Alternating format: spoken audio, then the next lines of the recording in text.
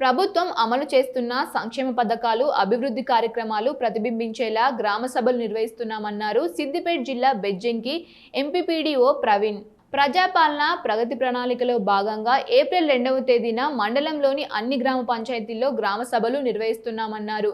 గ్రామ సభలు ప్రశాంత వాతావరణంలో సాగేందుకు సర్పంచులు, గ్రామస్తులు, అధికారులు సమన్వయంతో ముందస్తు ఏర్పాట్లు చేయాలని సూచించారు.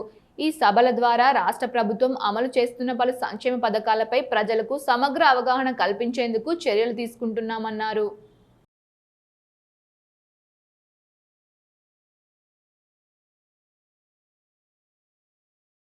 రెండు 4/2026 రోజున ప్రతి గ్రామంలో స్పెషల్గా ప్రతిసారి గ్రామ సభలు నిర్వహించడం జరుగుతుంది.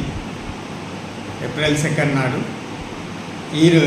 ఈరోజు ఏప్రిల్ 2 నాడు స్పెషల్ గ్రామ సభలు నిర్వహించుటకు ప్రభుత్వము 99 రోజుల కార్యాచరణ ప్రణాళికలో భాగంగా తీసుకోవడం జరిగింది.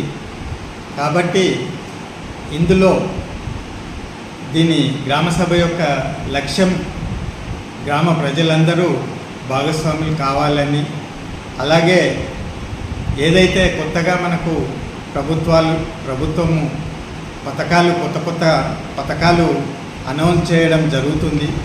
అట్టి పథకాలలో వారి ప్రజల అభిప్రాయాలను, లబ్ధిదారుల అభిప్రాయాలను తెలుసుకోవాలనే ఉద్దేశంతో ఈ గ్రామ సభలని ఏర్పాటు చేయడం జరిగింది. మొదటి దశగా మనము 99 రోజుల కార్యాచరణలో ప్రణాళికలో భాగంగా పారిశుద్ధ్యము, అలాగే ఆఫీసులలో ఫైళ్ళ పరిష్కారము చేసుకోవడం జరిగింది. మన గ్రామాలలో మొత్తం పారిశుద్ధ్యాన్ని